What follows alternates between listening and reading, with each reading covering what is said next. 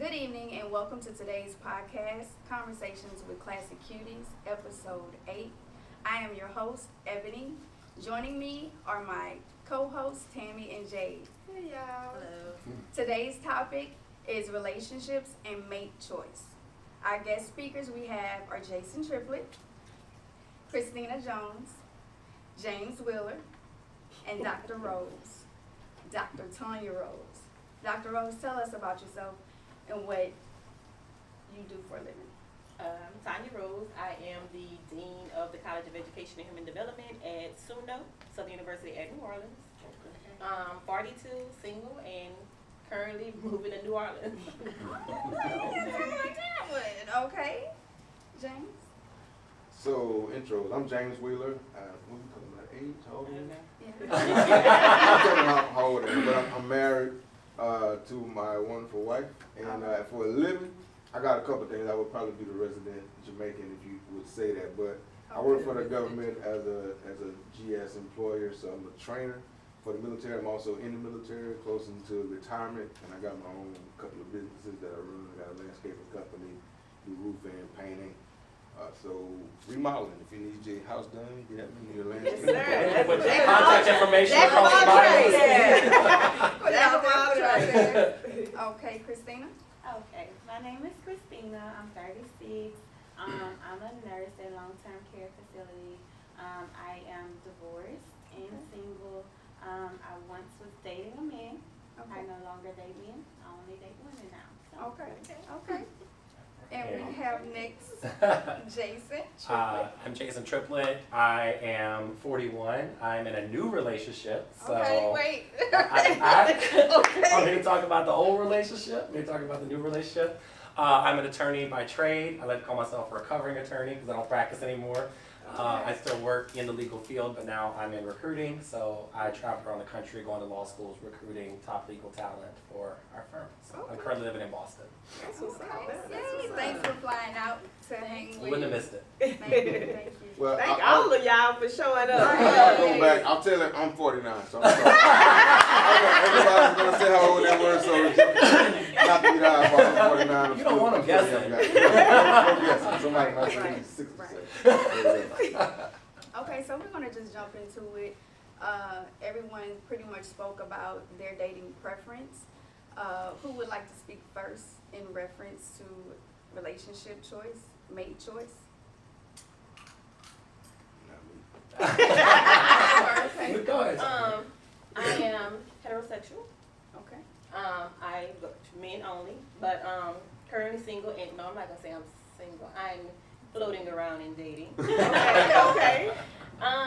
My choice is because I'm an alpha female. Okay. I have to mate with an alpha male who is gonna make me their beta. Okay. Because if I date anyone else, I drop nuts on day one. It's downhill after that. So anybody I date has to be not aggressive, but they just have to be a confident alpha male. Right. And ready for you. And yes, ready to put me in my place. Because as soon as you let me get the Right. upper hand, it's Over with. over. It's over. Is there a particular age that you're looking for in a man? Just not pop-off. Okay. And not too young. Okay, so I flirted. Well, I don't really flirt. Tell the truth. Look. I dabbled. No, I communicated with an older guy, and I found out he wore dentures, and he was in his 60s. Oh yeah, so no. But yeah, I didn't know he wore dentures till it was a conversation. He was saying something. I was like, oh my god. But It might help at a certain point, but not the bottom though.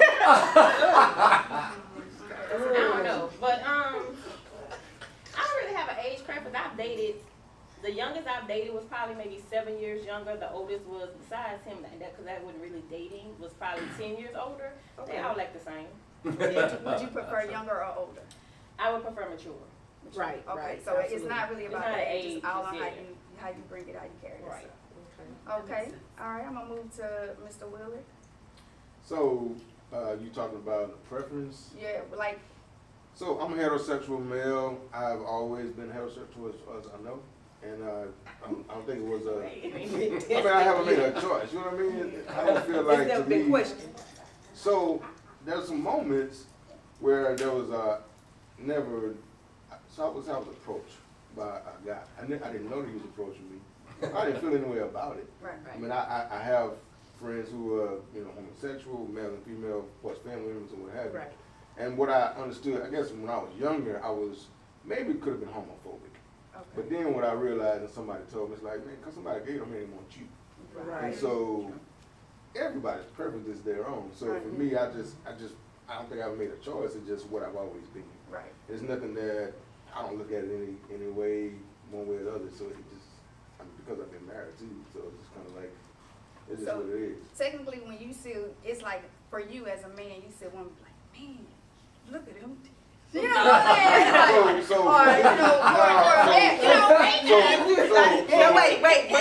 Don't put words in my mouth. No. I guess what she's asking is, You are you a leg man, a side man, a breast I'm a man? leg man. You're a leg I'm man. Yes. Okay. If I was My eating friend chicken, I definitely want has the legs. eyes. The juicy part of the chicken. Okay. That's what I want. And so I'm a leg man. Shout out to Ms. Wheeler. And you short too, so you're I mean, that's, all jokes aside. I don't know that it's a choice for me. I mean, you say a choice or a preference. I never thought about it one way or the other. It just kind of, for me, it's natural. I think all of us have our natural affinity for whatever it is that we like. Right. And of course, just looking at men, women, or what have you, we can all recognize, attributes that other people have. And I don't have an issue saying to another guy, man, you looking good in that suit or whatever. I don't feel like that makes me gay. Right. I don't even think you can Absolutely. put a handle on it that way. Right. Sometimes people are they simplify it so much. But like, you're even absolutely your correct. Because language let me makes tell you it some something. way. It's like, come on, man. I have seen so many women, and I be like, dang, she fine. That's right. But truth is true. That's right. Me, myself, I prefer men. But it is what it is. But you're not attracted. I'm not to attracted them. to You women. just Right. think, But if you fine, you fine. Shit, I mean, that's just it. I don't feel like it should be labeled or whatever. If you see a female and her shape is what's up, Right. then it's okay to compliment her on her shape. Like, dang, you fine. I'm trying to get where you at. You know what I'm saying? Like, but yeah. Yeah, but I think our society has made it easier for women to do that. I mean, we've accepted that more. For me, if I compliment a guy, I gotta feel, some kind of But way I about think it. it's more black men. I don't No, know. I don't know. I think it's men, because I'm telling you, I've been in the military 30 years, and it's certain things you just don't do or don't say. Or, it's taboo. Whereas women can do what they want to say. Women have all, in my opinion, and just my experience, women have been able to do whatever they want to do, and no one will say anything. I've been around guys that compliment each other. Mm-hmm. They weren't black, but I sometimes feel like the black community, especially black men, they're more homophobic than any other sex or race. I think it's your circle, because in my circle, the compliments from my friends, black, it's just, we embrace it, and I think it's one of the things that we try to make sure that we, make it a point to let somebody know, hey man, that you wearing a suit, you look good. Right. Just because, and not even to sexualize it, but just as encouraging our own culture and our own circle. Just, hey man, you doing it. Just like anything else. Just to encourage and uplift. Uplift. And I've heard men say, man, that's a bad suit. Yeah. Like, man, you look good in that suit clean. Are you clean? I've heard men say that. My father is one that will compliment another brother and say, hey man, that's a bad suit. He might compliment the suit, but he ain't gonna say. Right. You look good in that suit. That's still some lines that we gotta cross. I got you. We're not there yet. All right. Well, Kristina, we're going to start with you. Okay. Well, you said something that I kind of want to just address. Yeah. You made the comment about, just because somebody is gay, that doesn't mean, that they want you. And I want to look at the camera and say, when you find out that somebody is gay, please stop thinking that just, I heard Kristina like women and she was talking to me. I was talking to you like I was talking to everybody else. And just because I said, your hair look nice or you look nice, that do not mean I'm trying to take you nowhere. So please Right. Educate us. For men too, Right. but it's always Yeah. one that looks like a potato to get Thank you. Somebody's talking about your ugly ass. Thank you. Oh, he's gay, you think? Oh, Yeah, it's like geez. she's Right. talking to me. It's not like that. I completely agree. I Yeah. get that all the time. So you Yeah. here with me? Yes, Okay. All yes. right. So as far as like a preference or whatever, so I prefer like females that present masks or whatever, but females that also still know that they're females. You know, that don't mind being touched and loved and cuddled and flower scent and stuff like that. But you also, I'm kind of with you, you know, you can't be just like a pushover because it's like, I mean, huh? You're aggressive. I am. I really kind of categorize myself as an aggressive femme. So yeah, you have to. It's a thin line. So when did you know, like for yourself? I know you said you were married, you were now divorced. Mm-hmm. When did you know in life? So before I even divorced my husband, like it was situations where with you, people were approaching me, but I didn't realize they were approaching me because that just wasn't Whatever. Yeah, it was like, oh, okay, but I didn't really catch it. And then somebody actually came up to me and was like, look, Oh. yeah, Okay. like made it known what their intentions was. And at first I was like, no. Yeah. And then I thought about it and I texted them and I went to that side of the grass and ever since, So it's like you saying you went to the side of grace. I'm not going back. I'm not going The back. grass is green. So you never thought about a female before that instance? I never like said, you know how some people say they knew since they was little. When this, they, that, yeah, I right, hear right. that a lot. Like I can remember talking to those same females like all the time, but at the time I didn't recognize it as she like me or I like her. I just thought we was just talking a lot, you know what I'm saying? Until somebody stepped to me and was like, yeah. So yeah, I crossed over and Okay. So Jason, All right. tell us about when did you know that? So, I'm like Kristina. I think, well, I had crushes on guys. Now, in retrospect, looking back all the way to second grade, I can remember I had a crush on my best friend in second grade. But Second grade? I grew up extremely religious, like in the church every Wednesday night, every Sunday night, Sunday morning. I mean, like just very religious. And I really, really believed that because my relationship with Jesus was so tight and strong, I thought it was the devil trying to come between my relationship with Jesus Christ. I thought he was putting these thoughts in my head, and I was having them, but in my head, like I truly believed that I was a straight man. So I was actually with a woman for 4.5 years. We were engaged, and I really did believe that I was straight. I mean, I was having these thoughts, yes, all the time, but I viewed the thoughts as sin, and I was like, this isn't what God wanted me to do. And so I did not think like, oh, I'm a gay guy and I have to recover. I was like, no, I'm straight. This is just the devil putting these thoughts in my mind. And so that was a struggle for me. So I was with a woman until I was 25. We were engaged. And then the last 6 months we were together, I met the first guy I was with. And as soon as we kissed, I basically was like, all right, well, if this is wrong, then I don't want to be right. So I was you being wrong with this one. And so then, you know, from there, I'm gay. I identify as gay. I only date men. But I have a theory on, and it kind of goes back to what you just said. I kind of have a theory on this because my ex-fiance and I we had a very sexually active sex life, and it was Nasty. good. Can we not talk about this? Okay, all right. All right, no, I mean it was good. It was really good. And so That's ready. I'm Like, you know. look, Okay. it's done. Cut up.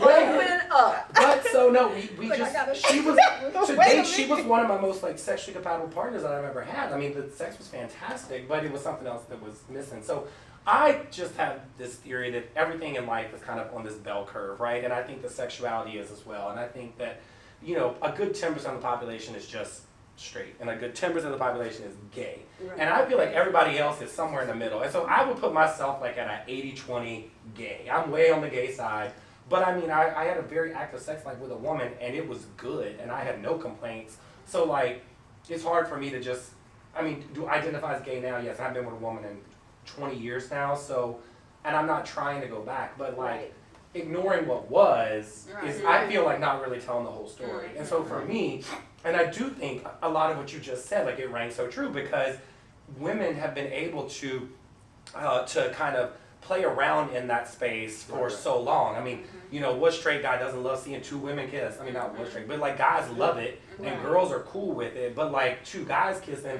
everybody's girls, guys, and so I think that if there was the same reception in society or openness to at least the experimentation, I think you would have a lot more people in college. Well, they're doing it. They're just doing it behind closed doors. I mean, absolutely. we can say they're not. They are, but they're doing it behind closed doors. And now you're seeing it more as it is becoming more and more acceptable. Look at these generations, these kids now. I mean, they're coming out and they're expressing themselves, and they're being more true to themselves. And you're seeing a lot more people in the middle. I mean, bisexuality used to not even be a thing, and now, like, everybody's bisexual now. You know, I thought I was coming here to represent the gays and the days, and Kristina's there taking a whole spotlight.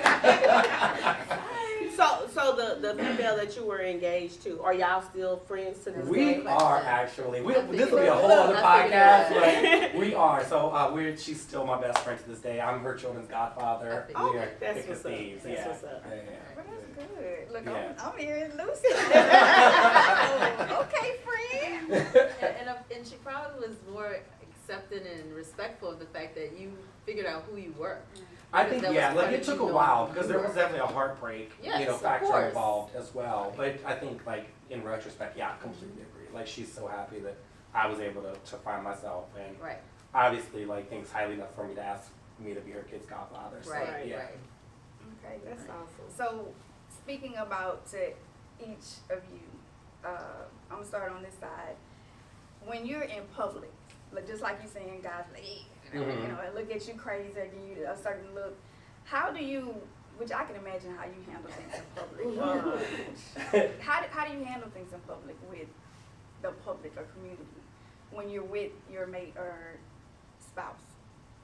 Only because of where I am now and my acceptance of me and who I am, can I be as brazen as I am? And I do. I mean, I just put it in your face. Like, there was a time when it was like, why you gotta put it in my face? I'm like, okay, y'all want. And now it's like, why you gotta put it in my face? Like, cause you looking. Okay, I can imagine. So I'm a lot more brazen. And honestly, like, sometimes, like last night, I went to the Livingston Parish Fair, and you can imagine the country honky tonks that were there. And you know, everybody was looking some sort of way. And I was with my new boo, just hugged up and kissing and everything else. Like, yeah, y'all can see me. Y'all put me in the back for far too long. And now I'm here. What?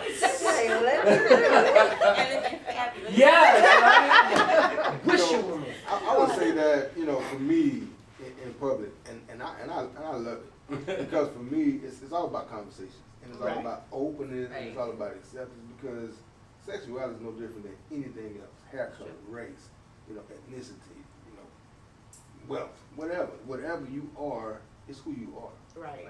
And it, you know, it's shaming poor people or shaming people that, you know, don't have hair or I can't see, or they're handicapped. It's all of the things that we put on people. We put that on those people, but those people have to deal with it. And so if I'm gonna be myself and you're gonna get all of me, then you got the same right to be yourself and give me all of you. Right. Whether I want to see it or not, it's on me. That's my Right. business. Right. You know, you go places the music's too loud or it's too soft. It just depends on how you feel. And some days I go places and I want to hear loud music, and sometimes I don't. So I can change, just like you can change. And some days you might want to keep your personal business to yourself, depending on where you are in the atmosphere and how you feel. But I think it's a personal preference, and we just have to have conversations like this more. So I think today having this podcast is great because it opens up the eyes to people who may not have that conversation with their friends and might need to, or they might be afraid to, or they might not have the platform to do it. So kudos to you and Classic Quties for having this platform, because I think other people hearing it, say it out loud, might be just what they want to say, or might be what they need to hear. And so in public, and you know my wife, so my wife is wide open. My only problem with my wife is usually people think I drove her someplace. I'm the person that's just holding her bag. Cause it's like we go someplace and like she's great, and I'm like, it's my birthday. I'm here too. Right. So, but being in a relationship, we dress up, I love it. go places, we do different things, and it's us. Right. But it's for us. Right, right, And I think that around this room, when you go someplace and you're doing something, you're doing it for you. right. And so, who cares what anybody says? Exactly. Because I love y'all. Yeah, they about to dress Yeah, up. Look, I'm about to say, y'all You be know it's Wakanda. y'all be doing So, listen. Look, we already Wakanda forever. It's a whiteout. Yes. So you've got to wear white. Go to the movies, see it in the theaters. November 11th. Wear your white. November 11th. they be in character. Yeah, yeah. They Right. be in Get your character. outfits. We're gonna be together, all white. Right. Because we going to the service. It's gonna be good. Yeah. It's gonna be nice. It's gonna be good. Yeah, he's ready. Trust me, I know I'm ready. she's ready. The wife is ready. I already got my outfit. Oh, you got it already? Tried it on. It's good. Oh my God. Trying it on is good. I'm not ready. Wait, no, I'm seriously, I'm not ready. I'm still looking for mine. Anyway, but I do plan to be at the services. Yeah. Okay. Tonya. As far as I'm As listening. far as Okay, when in your situation you spoke about you're dating, or should I say dancing around, you're living a little. Yeah, you're flirting. You want to go into more detail on how, like, safety first, you're living life, being an adult. So I'm being an adult, definitely I'm doing being it. safe. I haven't started my chronicles in New Orleans. Mm-hmm. So, I'm ready but for that. anybody who has followed me on Instagram or Facebook, y'all know I have like no filter. I do dating chronicles, where anybody asks, you can look like a turd on the side of the road, and I'm down for a free dinner and to go. I entertain them all, and I look, because I don't have a preference on who I date. Right. As far as like race, like I've never stepped outside of my race, but I've never been approached outside of high school by somebody outside of my race. And the first time I was approached by somebody, it kind of scared me because I wasn't dating in high school like that. So when a guy who was Caucasian approached me, I was just like, eh. Wait, was it me? No. You don't remember. But it was somebody that went to Glen Oaks that approached me, and I was just like, if anybody would approach me at Glen Oaks High School, I was like so not dateable. Like, so good. I know. There was only 3 of It us. was only like, I was just like, I'm trying to think of his last name. Don't do it. Jason, you went to Glen Oaks? Oh, okay. Yeah, so, but I was so awkward in high school. Like, I was like literally like a dude. But still, I'm so No, Tonya was more of the I hung with girl boys. that hung with all the guys. I hung Like, with- if a girl wanted to get with the guy, like, Tonya, who that is? Because Tonya knew all the guys. Right. I didn't hang with. I don't think I've had like except like a handful of girlfriends in high school. I've always She was been. the girl of the I hung with the dudes. Yeah. They thought I was a whore. They thought I screwed them all. But I just Yes, hung with the dudes. It was, She was well protected. It was like, Yeah, it was like the sister. it was like big but brothers. right Or side, right. did they think you was one of the dudes? That they you thought, treated me like they were. No, I'm saying like, did they think that you like girls So with the dude since you was always with the dude? I think people may have questioned my sexuality in high school. Okay. And this is why I say that. I didn't have like many boyfriends. I've always been secret about who I date. So not even secret, maybe like protective and private. So I wasn't all we about to dress alike and go to lunch break and all Right, that right. holding hands. I was never one of those. But I hung out with a bunch of guys, and I would shoot head. So every sneaker came out, I had it. I'm wearing Right, jeans right. and t-shirts. I was never girly. Like I do it now. Like dressing up to me is like putting on a costume. It's so much fun. Dress up and go to work. I don't like it. And then after I leave work, like I throw You the ready to get slides out of on it, like- when I'm walking out the office. I always carry the heels in my hand. Right. But I'm slides all day or tennis shoes. Like I even dated a guy one time. I went somewhere. He was like, "You're just like a boy," and I was like, I said some other stuff. Y'all know my mouth is big. That But- didn't last long. It did not. Having a polo jumpsuit, some Jordans. Like we going to look at 4-wheelers. I'm gonna go well dressed in some heels. No. So but the dating chronicles is just me. Just like I said, I'm floating around, seeing what's out there. It could be one date, it could be 10. I've started relationships from the dating chronicles. You know, they didn't last that long. But it's getting to know people. It's putting myself out there.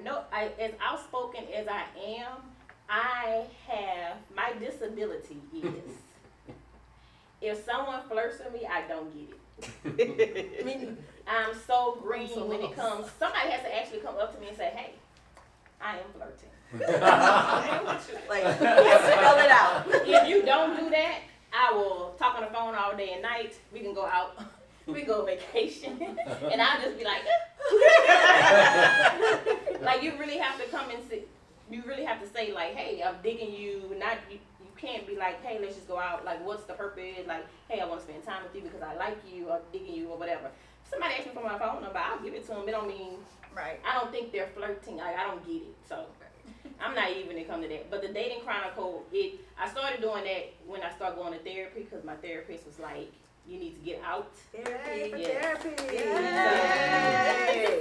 I did the dating chronicles made me made me vulnerable to other people and put myself out there. And so that's how I found out like what type of guy I'm into, what type of guy I cannot date, how to sustain like a long lasting relationship, like what I'll put up with and all that. So being that I'm back single because my last dating chronicles event did not last long, but I mean lasted almost 4 years, but anyway, I should have left. Sorry, is this recorded? Get that out. But It's the truth. it is what it is. So, but it's making me be more, put myself out there. It's like dating in person. Like, it's like a dating site, like the Dating Chronicles. But I do talk bad about people, like, you know, open my car door, like, strike one. You know, I do if you cancel on the first date, that's a wrap. Right. Like, I do have rules when it comes to the Dating Chronicles. So now that I'm about to be a resident of New Orleans, I'm going to start the Dating Chronicles again. I'm ready for it. I'm ready for it. And we'll see Y'all what have to I tune in. Y'all have to tune We'll in. see what I end up with. I can end up with none. I can end up with many. I do believe, I don't know if I'm into monogamy. I think I'm more into loyalty than monogamy. But I am selfish when it comes to certain things. So I'm still navigating. I think I don't want to be monogamous. But the topic is you're finding it out. I'm saying that because at 25/42.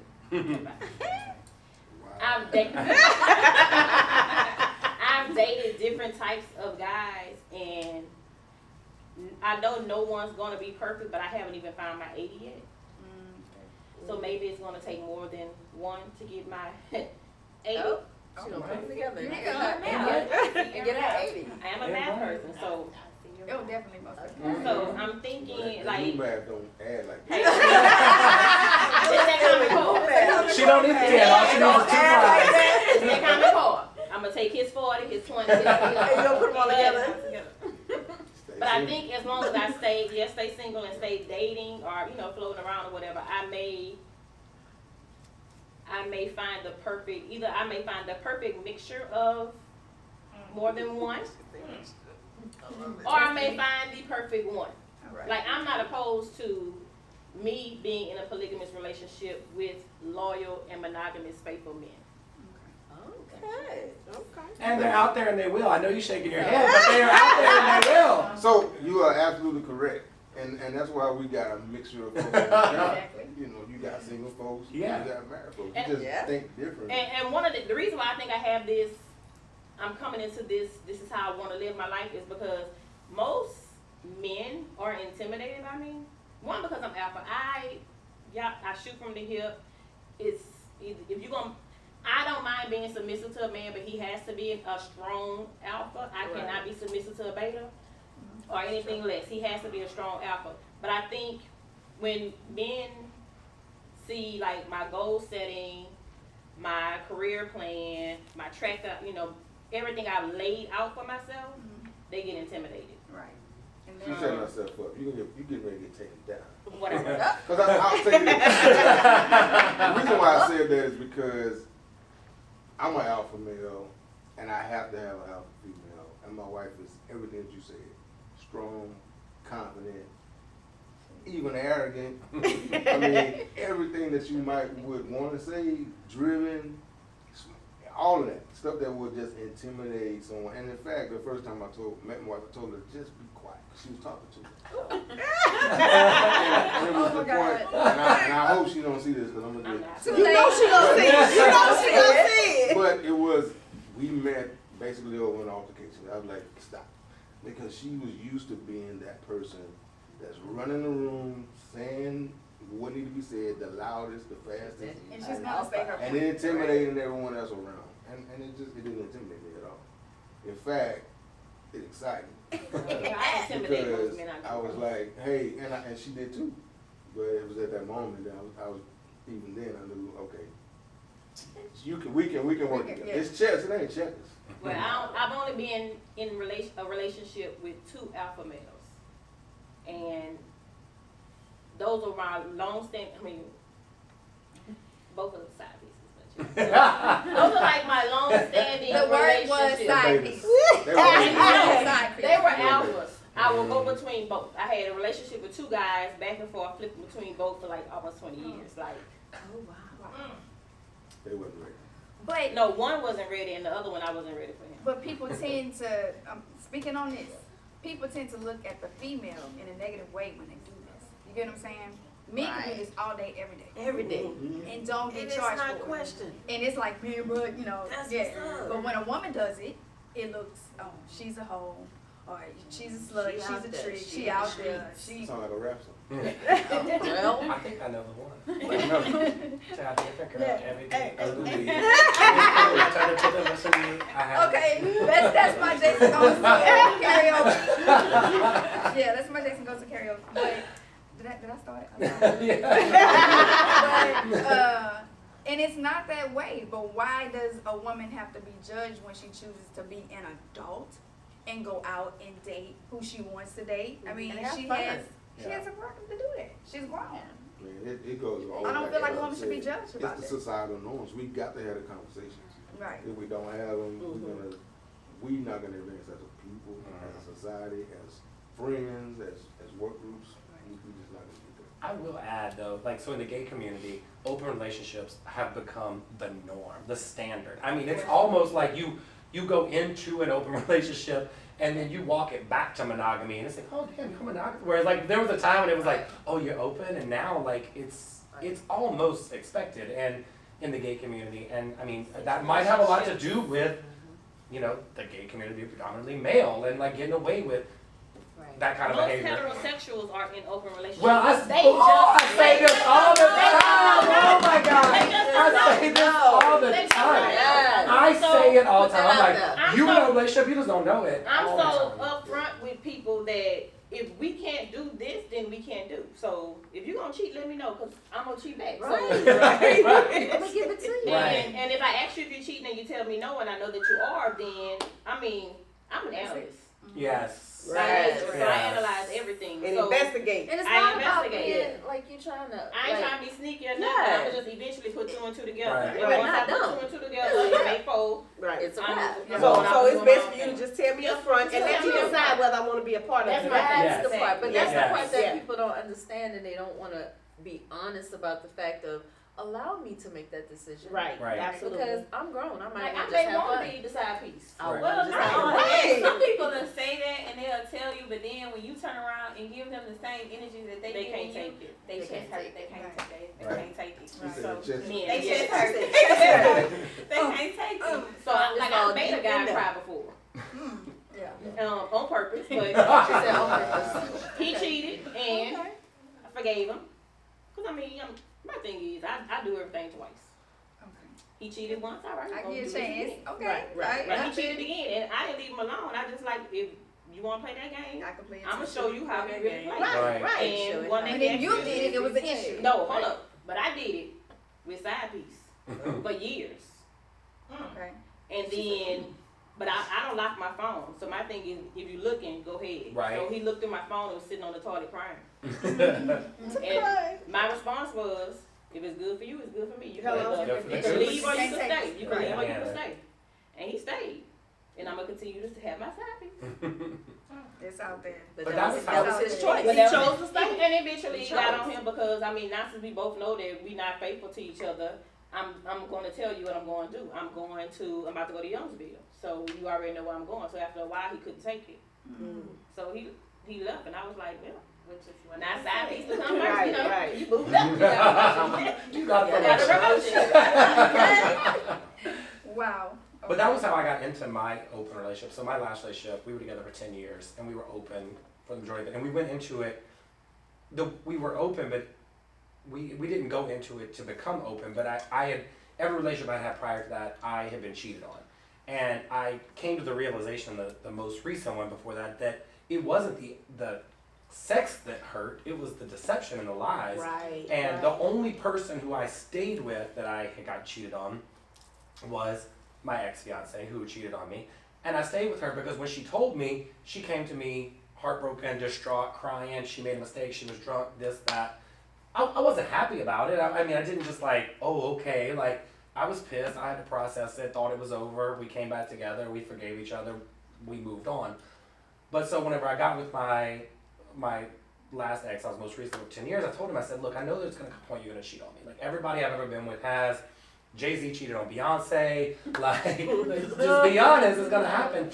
But here's the difference. The only person I stayed with in all of these relationships was the one that was honest with me. So all I'm going to ask of you is, whenever it does happen, just promise me that you care enough about me to tell me the truth. Right. And he was like, well, do you want to be in a relationship? I was like, no, I'm just into you. Like, I don't, it's not about being with Right. somebody else. Like, I want to be with you. I just know this day is coming. And when it does come, I want to know that you can be honest with me, because what hurts the most is the cheating, the lying, not the Right, sex, right, it's the right. lying and the deception. And so I was like, just be honest with me whenever it happens. Now, that evolved into us testing boundaries and seeing where, like, honesty will get you. You know, like, I was going to New Orleans and he was like, well, just don't, you know, nothing below the waist with anybody. So I kissed someone and I went back and told him, and he's like, well, I don't like that. You know, I'm okay, then I won't again. And he's like, well, no, the thing was you told me, and so, like, I just needed time to process that. And so we worked through it, and eventually we were in a completely open 10-year relationship where communication and honesty was the bedrock of the foundation, like the bedrock of the relationship, the foundation relationship. Like,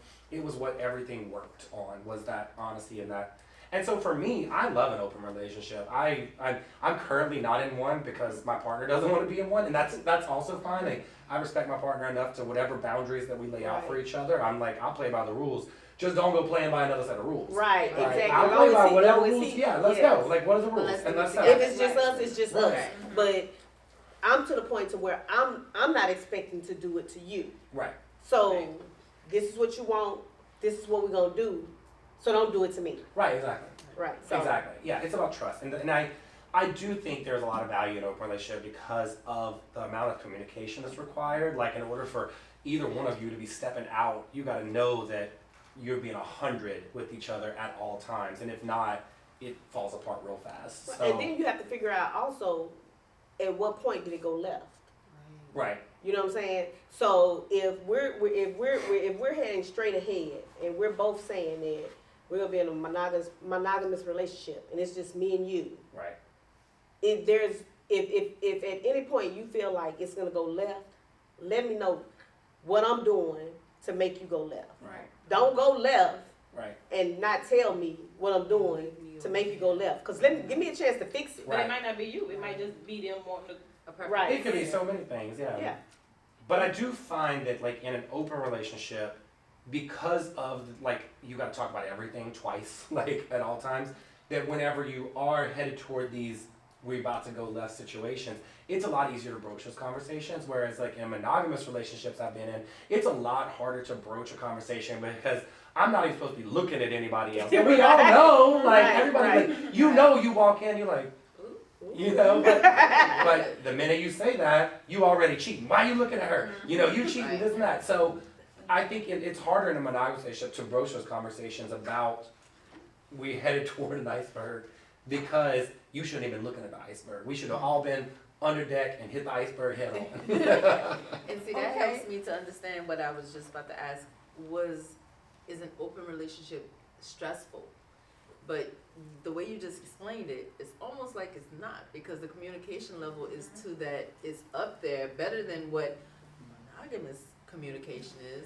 Not saying that's with everyone, because Yeah, it's not for everyone, yeah. And I'm not like, But some people don't have that conversation level Right. of respect. So with an open relationship, it requires that level of respect because y'all come to a decision right, on this is not gonna work.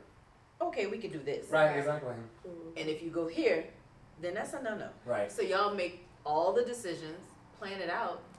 It's not as stressful. I was about to ask, is that stressful? But now I'm listening to you talk. And to me, it don't sound as stressful as I was thinking. I don't think so. I'm not I don't like advocate for open relationships because they're really hard work. Because you have to talk 3 times as much, I think. Like Makes you gotta, you open. you have to constantly be in touch with your own feelings, which is hard. Like you gotta be in touch with your own feelings. Like, what am I feeling? What is this? What is this jealousy? What is that?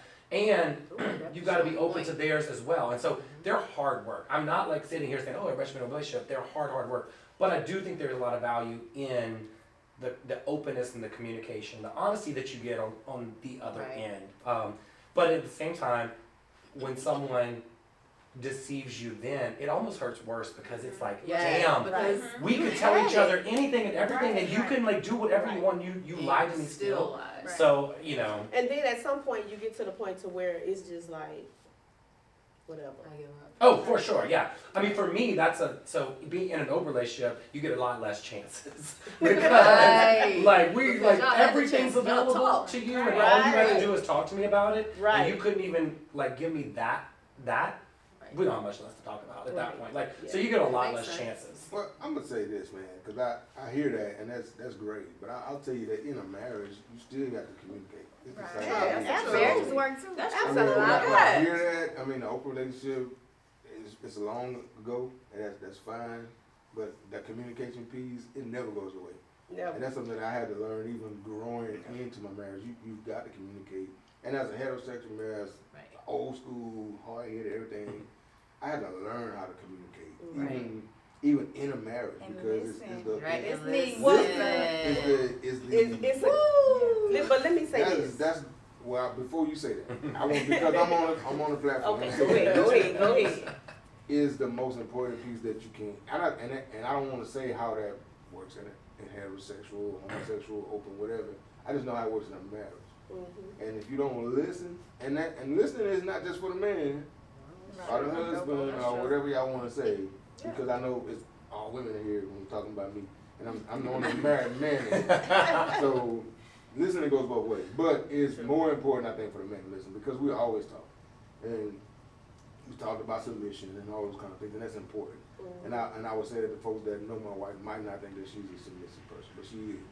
But I think submission is an outward expression of your power because you got to be strong in order to be able to submit. And I think that's something that I learned and understood because for me, I always clammed up if it was something that I wanted to say that I thought would either hurt or disappoint my wife. And if I was stressed about something or worried about something, I just didn't share that. And those are things, and I thought I was doing it being chivalrous or being strong by not putting this on my wife. But I learned that communication piece is just important because when you realize how strong that person is, then you can rely on them and depend on them. Then they can submit to you because that submission is not just giving away your power. Submission is understanding that, hey, I'm submitting with the full knowledge that I still gonna need you to support me. Right. I'm still gonna need you if shit go left. Right. You're gonna have to be there. Right. And you can't stand there saying I told you so. Right. Because that part that doesn't work. I mean that takes away your power base. And so being able to submit goes along with that communication piece. And just like you said, you say you gotta communicate 3 times in a relationship. In a marriage you gotta communicate 23 times. Right. Because I mean it's just what it is. I mean maybe that's just my marriage. No, You no, got to, it's you not. can't over It's communicate. Right. And you can under-communicate it, and I have under-communicated. But my wife's going under the bottom of the side of the head. Check All it she would say. real quick. But it was, sometimes it's to the point to where you've already, stepped Check in yourself. before you know it. And then, if she's graceful enough, she'll tell you, otherwise you'll just you know, you find yourself eating something without the salt. So, you don't want to do that. I love what you just said because a lot of people think submission is giving up your power. I But think it's submission, opposite, the way you just explained it, and it makes so much sense, it's not really giving up your power, it's actually giving a vulnerable spot of yourself. Right. It is. Making And you yourself have to have vulnerable. but you got to give your voice. Because to submit, Yes. I got to have some general idea of what you want. Right. Mm-hmm. This is, we've talked about it, that's the communication piece, so I kinda got an idea where we might wanna go. But then it's up to me to make that decision. Right, Right. absolutely. But it's up to you to support that decision. Right. Right. And also encourage that decision and pray for that decision. Mm-hmm. You know, we talk about that prayer life and that church relationship, but you've got to have that support. I mean, support is stronger than anything. Yeah. And as a man in a heterosexual relationship with a wife, if you don't have a wife that support you, Right. it doesn't It's matter. hard. I mean, it doesn't matter. I mean, you don't feel that submission. If she ain't supporting you, if I can't say, hey, I'm scared, I'm tired, I'm weak, and those are things that I And you have don't get problems turned with. against you as Well, a point to be a It weapon. can be turned against you, Yeah. but you've got to grow in order to, because Right. I weaponize it for my own self. Right. Because I didn't know how to be vulnerable, because we want our women to be vulnerable, but as a man, you just don't, Feel as though Yeah. it's- you don't know how to do that, right? Right, I can't tell you I'm tired. But it's okay. I'm bleeding. I'm literally Right. bleeding. Yeah, But I'll just cover it up and won't tell you. But that's when that support, that check-in Yeah. of a support comes in. If you don't tell me that you're bleeding, and I don't see it soaking through your clothes, I won't know you're You bleeding. won't know. Right. We So hide you it. have to say We it, hide it. and you Right. hide it. But it's that, I'm telling you, man. I learned that. My wife So has helped me learn how that. long you and mother been married? We've been married 10 years. We've been together 15 years. So I've been married. Be I have 26 too. years this year. Wow. I've done 26 years. And I can honestly say that I'm a lot like Martha. I'm a lot like Martha. But my thing is, in 26 years, I can't say that I'm submissive. I can't say that I'm submissive, not because I have a problem with being submissive. You know what I'm saying? But I just feel like if I'm struggling and, you know, paying all the bills or whatever, I don't feel like I have to be submissive. I'm being totally honest with you. Because I feel like for me to submit, you have to prove to me that you're worth me submitting to. You got to. Don't get me wrong, I love my husband. Oh, that makes sense. I love my husband. But I feel like if I can't take my paycheck and say, okay, you done paid this, and this, what is it that I need to help you with? I'm here to help you, not take care of you. You're supposed to take care of me. Mhm. You see what I'm saying? So I cannot submit to somebody in that manner. You're supposed to be the head of the household. So let Has it me always ask been you like this that? question. Well, You no. go ahead. I have a question too. No, it hasn't always been like that, but in recent years, it's just there. So let me Like- ask you this. Let me ask No, you this. for I real. don't want to take that too far. So the question about submission and patience. There's two different things. Right. That I would say that. So my wife is not the most patient person. And I say submission. I'm not trying to paint a picture of Right, we get it. at all. It's complete strength. But the patience piece, sometimes there's some rift there. I say you butt head because my wife would do something. Sometimes it's like, okay, if I say, hey, I'm gonna move this napkin over here, and then I go to work, and then I come home, and the napkin might be over here, and there's a hole in the tablecloth. And I'm like, sweetheart, what happened? Well, I moved it. Well, I told you I was gonna move when I got home. I know, but I wanted to move Right Right then. like 5 minutes before you got home. Right. And so that's when the communication comes in because I couldn't have moved it 5 minutes before I got there. And if That you was had told me that you wanted to move 5 minutes before I got there, I would have moved it before I left. Mm-hmm. And so now I gotta fix the tablecloth, and then we put it back where you really wanted it. it's all well. But then that's when we talk about, hey, when you submit and you're not saying I told you so, you support that piece. And even in the mistakes and the miscommunication, which is usually the problem, you work that piece out. Okay, I want to move it when I get home because I think if you move it this place, we might have tablecloths and then I'm gonna have to fix the table. But if I don't, most of the time in our conversations, at times, you don't explain that entirely. Right. And as my wife, if she doesn't understand that process, then she may not have the patience to wait for that. Mhm. But if I over communicate that 23 times and let her know that's why I don't want her to move it, then she won't. Expected Right. already. She'll wait. And she'll wait as long as I ask her to wait. But if I don't tell her why, she gonna tear that table. But Because- y'all talk, then you have expectations. Right. And she That's understands some it, things. and she respects She it. knows what the end result is, Right. but the timeline doesn't always work. So that's the part that as a husband I have to over communicate. And that's not to say, and that doesn't mean that she's not submissive because she did it. She just we didn't understand each other's intent. Right. We still wanted to get it there, and we do, but sometimes you gotta fix some shit. But one thing I think is important to just acknowledge is that your relationship, being an alpha with a submissive wife, and Tonya's situation where she's in 4 relationships with 4 monogamous men, 4 monogamous to her, and Tammy's relationship with her husband, and me in an open relationship. I think these are all valid relationships. Yeah, Like, absolutely. I think what the key is, like, you found a partner that works really well with you. And I think if Tonya can find those 3 or 4 partners that work really well with her, she could be in a very valid relationship. Yeah. And I think, Tammy, if your situation is working for you, Right. then it's a valid relationship. And don't get me wrong, because let me tell you Yeah, I agree something. with that I entirely. love the fact that I can help. Right. I love the fact that because I know one thing, when because he's a contract worker, so when he does go off to work, he takes care of home.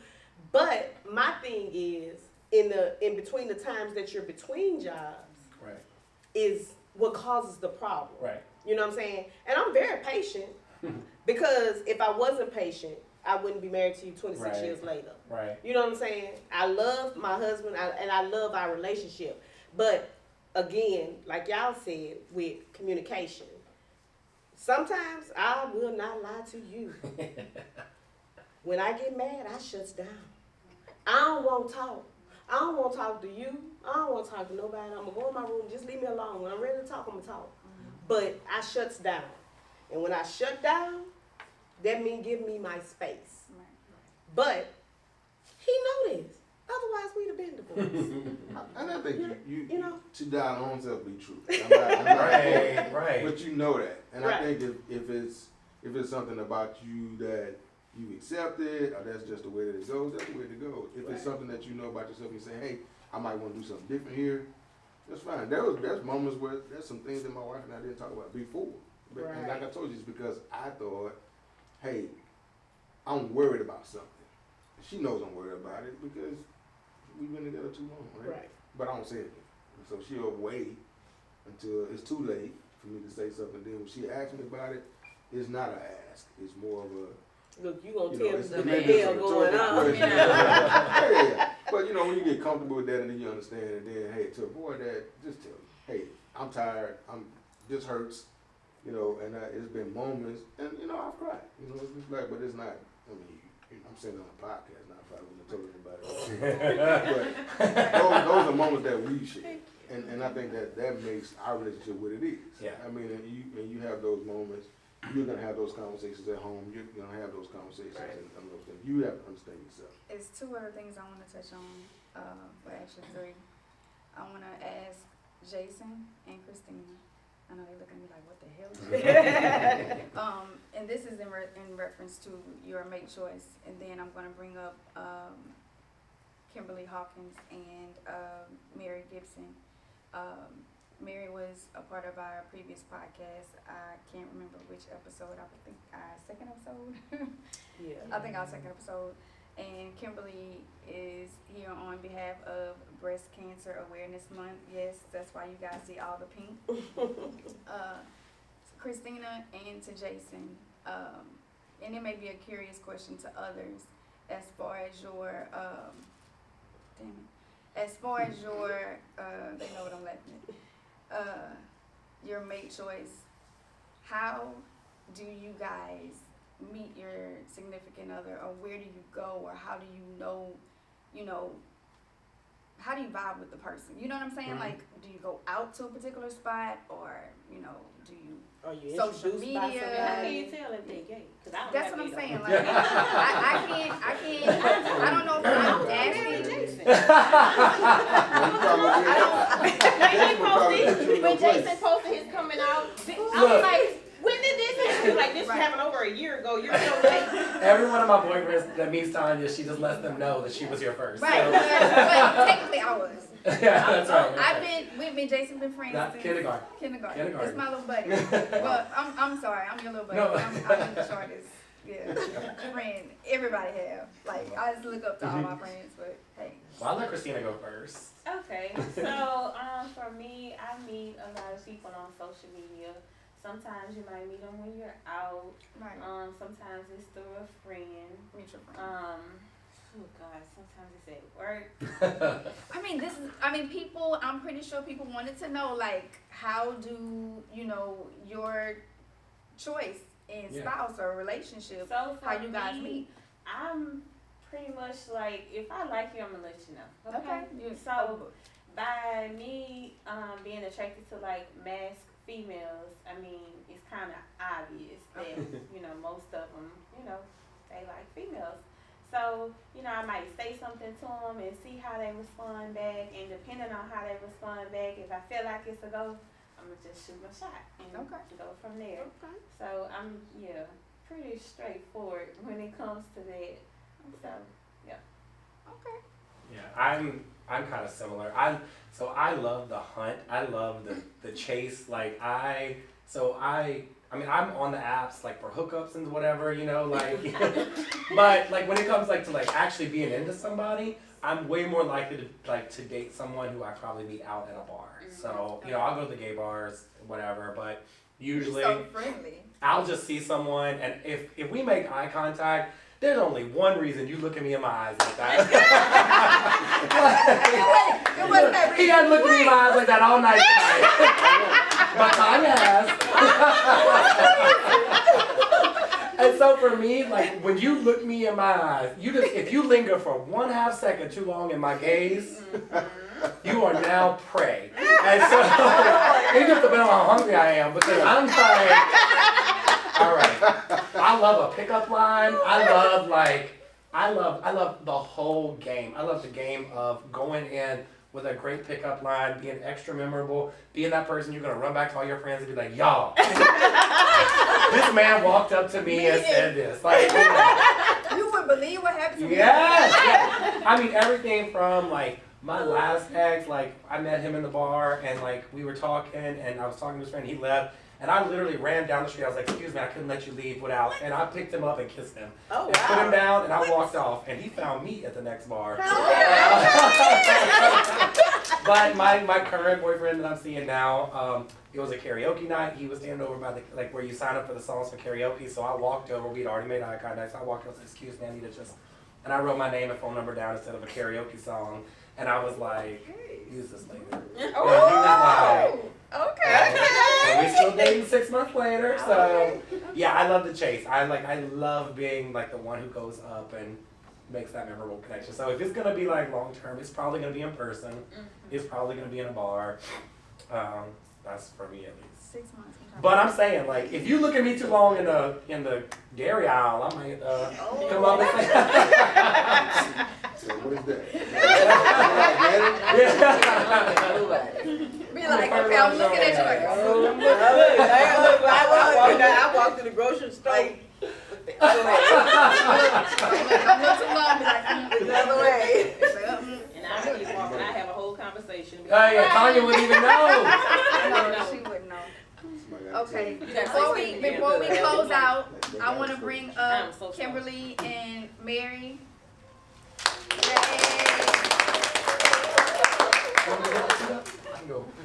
I mean, they can just They stand. gonna stand on Stand on each end. One come on each end. Mary. Where I go? Come around to the other Yeah, end. yeah, just jump in. This side. Can everybody be seen in the view? Oh yeah, y'all good. Sure. All right, I want Kimberly Hawkins to tell us a little bit about herself. Kimberly is a breast cancer survivor. And I've been trying to reach out to Kimberly. She has a busy schedule, but that's okay. And I wanted to make it a point to bring her here tonight for her to just share her story, and that her story may reach out to someone else that is going through or may be going through breast cancer. So Kimberly, tell us a little bit about Kim. Alrighty, so back August, so I might cry. It's So okay. just excuse me, Okay. because look, Okay. this is probably the first time in a long time that I'm actually telling my story since I first got diagnosed. Come closer. Come So, closer. let's see. I had my first mammogram back in 2020. It was about August something. I don't remember the date, early August. I had got a call back saying they needed me to come back and do some more testing. Right then and there, it was like, what you need me to come back for? Right. So I went back, and I knew something wasn't right because it was like they was doing angles that they didn't do the first time in the mammogram. So a couple weeks later, they called me back and asked me to come in and meet with my breast specialist. And so this time they said, make sure you bring somebody. So they let me know right there. So my mom, she came with me, and as we just sitting in the waiting room, I'm just praying. Because at this time, I just don't know what is happening. And I just felt like something just wasn't right. Mm-hmm. So then the nurse called me back, and she was like, is she with you? And I was like, yeah. Oh, she could come on back. So we went on back, waited for the doctor to come in.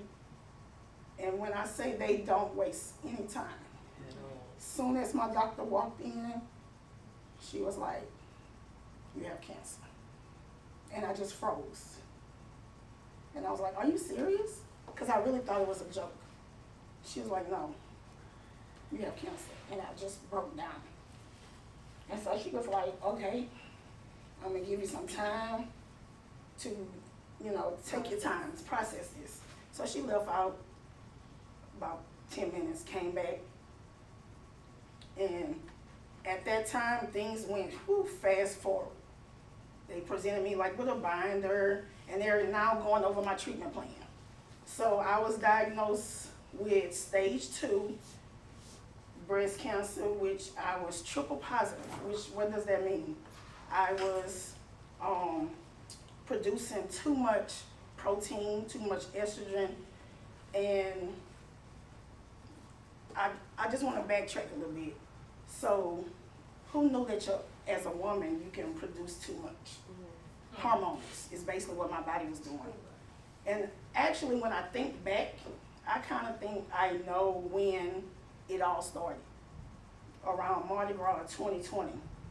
All those that know me know I was working out. I worked out 5 to 6, yes, a lot, twice a day with a trainer. I was working out so much that I was just so happy I went through 2020 without gaining weight. I lost weight. I was like, oh yeah, but then Mardi Gras came, and I told my trainer something not right. She was like, why? I said, I'm doing everything I was supposed to be doing, eating right, exercising, not losing weight. I was gaining weight. So when I think back, that was the time I believe that the cancer started developing in my body. So that explains when I started going through it with my meeting with the different doctors. That explains the weight gain. A lot of people ask me, did I have any other signs, like the normal signs that most people have with breast cancer, as far as nipple discharge? I didn't have none of that. The lump was in my right breast, and my doctor did say that she can understand why I didn't notice it, because my underwire of my bra pretty much was concealing. So I ended up having to go through a mastectomy. Well, first I did 6 months of chemo, August to December 2020. Then I took a break. Then I did 25 sessions, which is pretty much Monday through Friday, 15 minutes a day, 10 minutes a day, 5 minutes, because it changes each time you go to radiation. And it start with 15, then it go, the less time you there, the stronger the rays and it start to be. And this is how you know it's strong. If you know how a door of a vault is at a bank, that's what type of room you're in when you're in there in the radiation. They close that door and you're in there by yourself. They're talking to you through a microphone. And so it radiates, and I mean, they can say what they want to say. They say it's not sunburn, but that's how I feel. It burns, and it burned my skin. And it burned so much that all you can say, oh my God, my skin is on fire. So I went through that. Then I had lymph nodes removed under my arm. So when she did my mastectomy, she found some lymph nodes. They was positive, so I had to go back in a week, 2 weeks to get more removed. Those came out non-cancerous. So with that being said, I was switched over to another medicine. And I'm thinking like my little treatment plan about to come to an end. I'm getting closer to, then I had to go through another medicine from pretty much June to this last December. And in between that, I was like, okay, once December 2020 came, I was able to now go into reconstruction. So now, you know, I'm happy. I'm getting excited because I get my new breasts, whatever. So I did. This was a journey. Yeah, it's a definitely journey. 2 reconstructions. So on the right side, I do have remove, and in that second reconstruction, they take fat from your back fat to reconstruct your breast. And then with my left, I had to do a lift and reduction, and they take from fat transfer from your stomach. So I'm in my last process of reconstruction, which includes a nipple tattoo. So it's a 3D nipple tattoo that I go through. But I want to say all this to say, so good things have come out of this journey. Those who know me know I use my Instagram. Social media is what I use to share my story to everybody. I shared me getting my hair cut by my nephew. I asked him would he do the honor to cut my hair, so I filmed that, videoed that. I let people know there's more to breast cancer and just cancer than just losing your hair. Right now I'm still dealing with neuropathy in your hands, tingling sometimes in your hands and your feet. I'm still dealing with fatigue and just being just out of breath, doing just simple things. Making up my bed, I'm out of breath. Just walking up the stairs, I'm just huffing and puffing. Brittle nails right now. Look, I hit my nail the other day, yesterday on the car door, and the whole nail broke off. My whole, and so this is from what my doctor, that's why I got this, and I'm actually I lost 2. My doctor is saying that's probably from the chemo now going through my body. Because that most people lose nails doing chemo. I'm losing it kind of afterward, but I am on a prevention medicine where I have to take tamoxifen for 10 years of my life. I'm probably 6-8 months in. Then I have another medicine that's 2 years of my life. This one is potent. It's 6 pills a day, same time every day. It's only filled at the Lake Cancer Pharmacy, and they deliver it to my house, and they call me whenever I'm ready. I'm still seeing my oncologist like on every 3 months, going to the doctor, gotta get a mammogram every 6 months. I think I had one 6 months ago. My anxiety was to the roof, because just me knowing what I'm getting ready to go into, it makes me just nervous. But here's the other good things. Woman Hospital. They not known for the best hospital for nothing. They are the best. So, let's see, last year, I wrote a story in their blog. Then they asked me to be in 2 of their commercials. One aired last October during the month of October, all through the news. Then I was in what they just had the event called Bust Breast Cancer, Yeah. which you are partner with a artist, and they design a bra, and then you model it in front of doctors and just sponsors. And last year they raised over $500,000. This year I don't have the number yet. I'll be able to tell you in a couple of weeks when we have our reception. So they just had the event about 2 weeks ago. 21 breast cancer survivors modeled. And with that being said, I'm now on the committee of the Bust Breast Cancer. I went from a model to the committee. And I want to say this. Why am I on the committee? And they know I told them this in my meeting, because I want to bring more African American women up front. I want you all to be involved in the community. I'm trying to be an advocate. I want you all to be an advocate. So my question to you all, if you are over 40, how many people have had their mammograms already? I have. So I'm gonna tell you another thing. Here's a tidbit. I saw Oshner has a mobile coach in Women's. I can only speak for Women's. So Women's Hospital have a mobile coach that travels throughout the state of Louisiana. And if you go on womans.org, look it up, the mobile coach, you can find it. This mobile coach, because right now insurance will only pay for mammograms when you're over 40.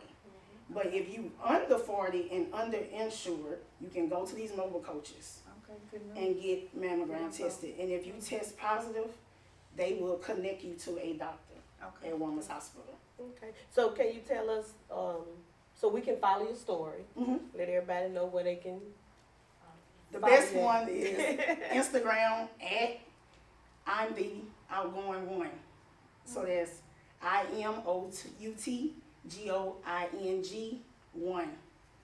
And that's pretty much where I'm gonna share everything. I will show you everything. I heard 'em. She know right now I'm promoting my Groovy Boobies bra.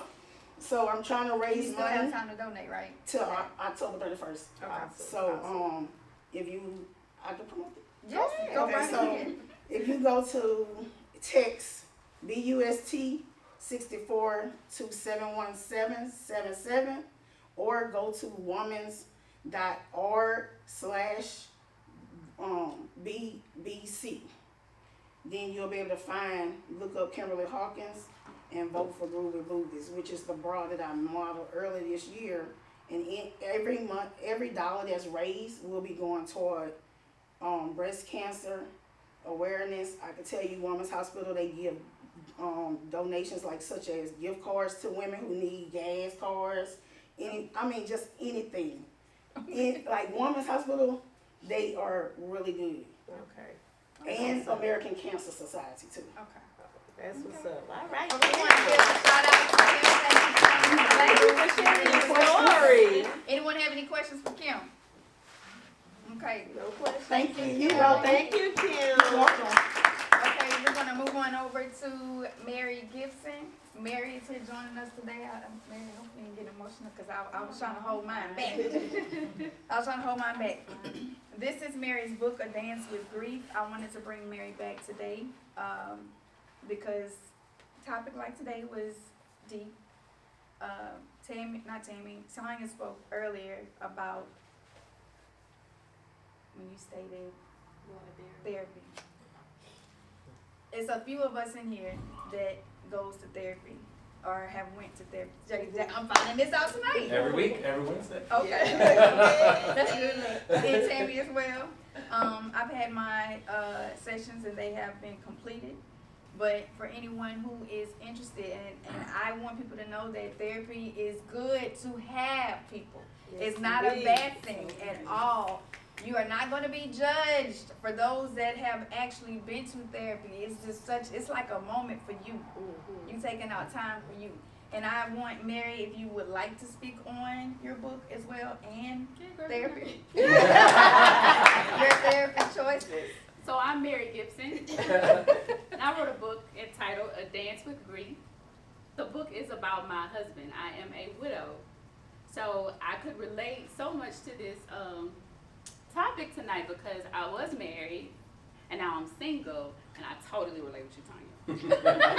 So it tonight really blessed me, just everybody's different takes on it. But therapy can definitely help you navigate through single and married. Amen. Come on now. Yes. All right, so tell them how they can get therapy, girl. Oh, listen. Tell them how they can get therapy. You can follow me. I'm on Instagram at Mary G. It's me. ITSME. Link is in my bio. $10 will bless your whole life. Get the book. But I share my journey on grief. I share my journey on just being single, dating, navigating through that. Not as much as you do, because I will not post you. You were lost. Not gonna post you. But totally out here dating and just enjoying life and living life. And so I definitely talk about just living through it. Right. Anything. All right, you gonna tell them how to live through it? Go to therapy, baby. No, but don't you have a business? Don't you? I mean, Yes, I have a therapy referral service. It is entitled Live Through It. yes. And that's where it comes from, just helping you live through it. I launched it because I learned through my journey that so many people do not go to therapy. They do not utilize that resource. You can have God and therapy. He created therapists for a reason. Please use them so we can heal and we can move better in these Right. people's streets. Yes. All right. Yes. Thank you, Mary, for coming out tonight. You look beautiful, girl. Thank you, Okay. That pretty much wraps up our relationship mate choice topic, episode 8. I would want you guys, if you would want to reach out or want anyone to reach you, do you have social media preference that you would like to display to our?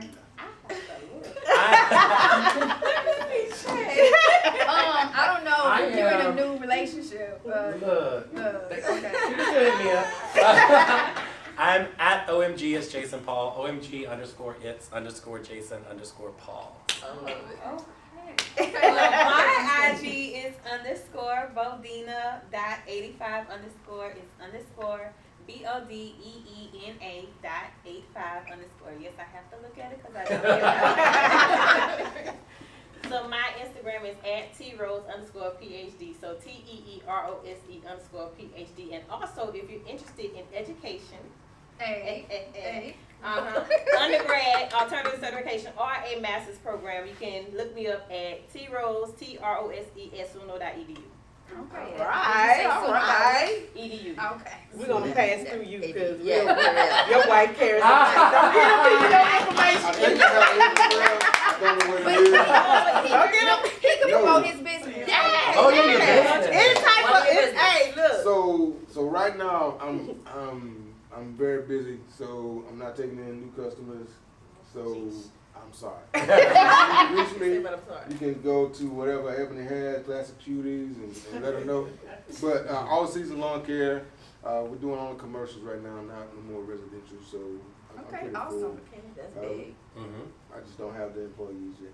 Okay, well, But that's they all say right. coming. It's coming. Yes. Amen. Yes. If you need a job, and you Yeah. Yes, it's coming. I am hiring. Okay, all right, he's hiring people. Just putting that out there. Jason, before we actually close, I have to bring up, what's the girl in the snow? Oh no. Yes, I had to bring it up, cause I mean, you're Little wearing girl your in the blue. snow. I have to bring it up. Tell you know exactly I know what I'm talking about. exactly what you're talking about. Seen the video, I and have I was to, like, yes. that's Jason. Because Jason is not just known locally with us, NBR. Jason is also known worldwide. I accidentally Viral. went viral. Accidentally went viral. And that's what So it's called. how did you go viral, Jason? Tell us about that. So it was a blizzard in Boston, and a year prior, during another blizzard, I was drinking with some friends, and I was like, you know what would be funny is if I had an Elsa costume and was walking around in this blizzard, and everybody had a good laugh. So I ordered the Elsa costume, just thinking nothing of it. Well, then a year later, we had another blizzard, and I was like, oh, I got that Elsa costume. Should I? We were going out to have drinks. I said, should I wear the Elsa costume? They were like, yeah, wear it. So I wore the Elsa costume out, and this I was in a bar and I had a little bit of drink, and this lot. A little bit. a little bit of light. It might have been purple. Don't mess with the purple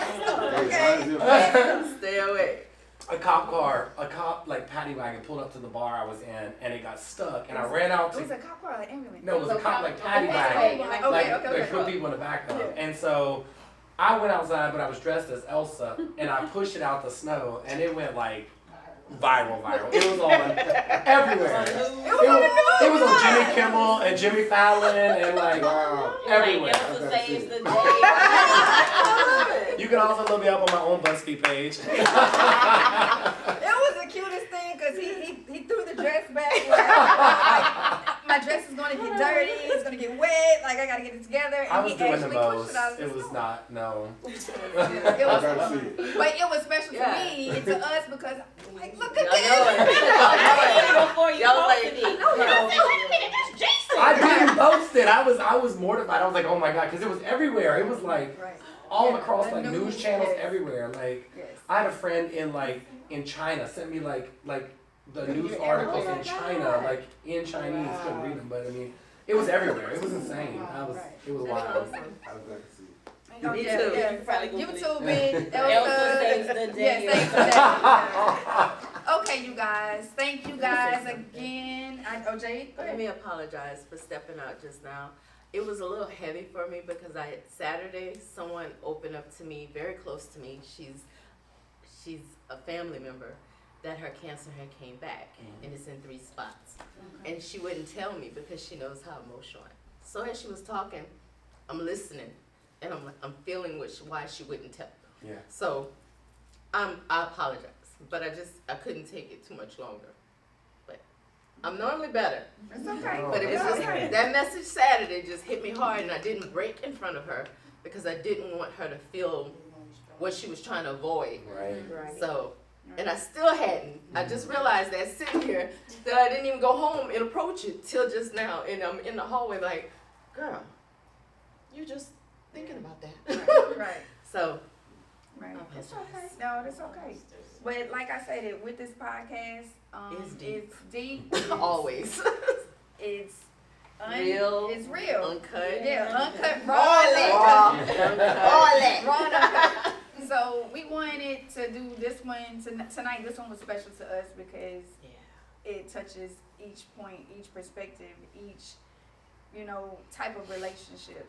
And I feel that if someone's out there and they're still trying to figure out which way they should go in life, it's okay to find yourself, be happy, be you.